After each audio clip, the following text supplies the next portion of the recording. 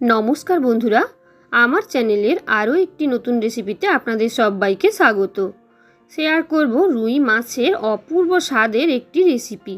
কম বেশি রুই মাছ সকলেরই ভীষণ পছন্দের, আর একটু আলাদাভাবে বানালে যে এত ভালো একটা রেসিপি পাওয়া যায় তা তোমরা এই রেসিপি ফলো করে বাড়িতে বানালে তবেই বুঝতে পারবে।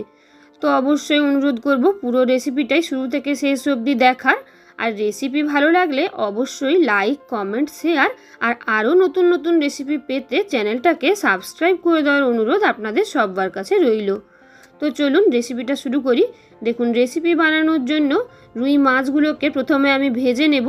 এখানে আপনারা যেই রুই মাছগুলোর ওজন ধরুন 800, 900 কিংবা 1 কিলোর মধ্যে, এই ধরনের রুই মাছগুলো নিলে মাছগুলোর স্বাদ অনেক বেশি ভালো হয়। আর এই রান্নার জন্য ওই মাছগুলোই একদম পারফেক্ট। কাটাপোনা মাছ দিয়েও রান্নাটা করা যায়, তবে দুভাবে বানিয়ে দেখেছি। এই ধরনের মাছগুলো দিয়েই মাছ রান্নাটার স্বাদ অনেক বেশি ভালো আসে। তো তার জন্য প্রথমে আমি মাছগুলোকে নুন হলুদ মেখে নিয়ে নেব। আমি এখানে মাছের মাথাও ব্যবহার করেছি, তোমরা না চাইলে নাও দিতে পারো।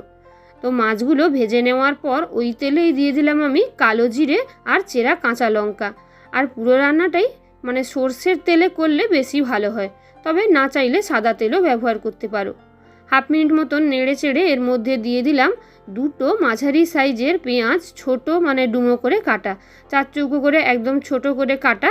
ভালো করে নেড়ে চেড়ে পেঁয়াজটা হালকা ভাজা হলে এর মধ্যে দিয়ে দেব আমি আদা কাঁচা লঙ্কার একসাথে পেস্ট। তো তোমরা এখানে যারা রসুন পছন্দ করো এর মধ্যে রসুনও দিতে পারো। আমি আদা কাঁচা লঙ্কা আর হাফটা মতন পেঁয়াজ একসাথে বেটে নিয়েছিলাম। দিয়ে দিলাম প্রয়োজন মতন লবণ, হলুদের গুঁড়ো 1 চা চামচ, লঙ্কার গুঁড়ো অবশ্যই স্বাদ বুঝে লঙ্কার গুঁড়োটা নেবে। দিয়ে দিয়েছি জিরের গুঁড়ো 1 চামচ। ভালো করে এবার মশলাটাকে সুন্দরভাবে ভেজে নিতে হবে বা কষিয়ে নিতে হবে।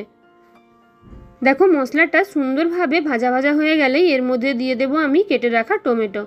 একদম মাঝারি সাইজের একটা টমেটোকে ছোট কুচি করে দিয়েছি। তোমরা চাইলে এটাকে গ্রেট করে কিংবা বেটেও দিতে পারো। দিয়ে দিলাম সামান্য একটু জল। ভালো করে মশলাটা কষিয়ে নেব যাতে তলাটা একদমই লেগে না যায়। এই অবস্থায় গ্যাসের ফ্লেমটা কিন্তু মিডিয়াম টু লো করেই রাখতে হবে। 2 থেকে 3 মিনিট ধরে নেড়ে চেড়ে নেওয়ার পর দেখো টমেটোটা গলে গেছে। মশলা সুন্দরভাবে কষিয়ে তেল ছাড়া শুরু হলেই এর মধ্যে দিয়ে দেব আমি ভেজে নেওয়া মাছগুলো। আর এই রান্নায় মাছগুলো একদমই খুব বেশি কড়া করে ভেজে দেওয়ার দরকার নেই। মাছগুলো দিয়ে এবার মশলার সঙ্গে একটু এপিটোপিট করে নেব, একবারই উল্টে পাল্টে নেব। খুব বেশি নাড়াচাড়া করার দরকার নেই, মাছগুলো ভেঙে যেতে পারে। দেখো, ভালো করে মশলার সঙ্গে এপিটোপিট মিশিয়ে নেওয়ার পর এর মধ্যে দিয়ে দেব আমি প্রয়োজন মতন জল। এই রান্নাটা একদমই টেলটেলে পাতলা ঝোল হয় না, গামাখা কিংবা তার চেয়ে একটু বেশি। তাই দিয়ে দিলাম প্রয়োজন বুঝে জল। জলটা দিয়ে ভালো করে আরও একবার নেড়ে চেড়ে নিয়ে এটাকে ঢাকা দিয়ে আমি 3 থেকে 4 মিনিট বড় জোর 3 থেকে 4 মিনিট রান্না হতে দেব। আর এভাবে বানানো রুই মাছের এই রেসিপিটা গরম ভাতের সঙ্গে কিন্তু খেতে অপূর্ব লাগে। তো এবার ঢাকা দিয়ে 3-4 মিনিট পর ঢাকাটা খুলছি। দেখো গ্রেভি কতটা ঘন হয়ে এসছে। রান্না একদমই রেডি। একটু নেড়ে চেড়ে নিয়ে সবশেষে দিয়ে দেব আমি ধনেপাতা কুচি, অবশ্যই দেব থাকলে।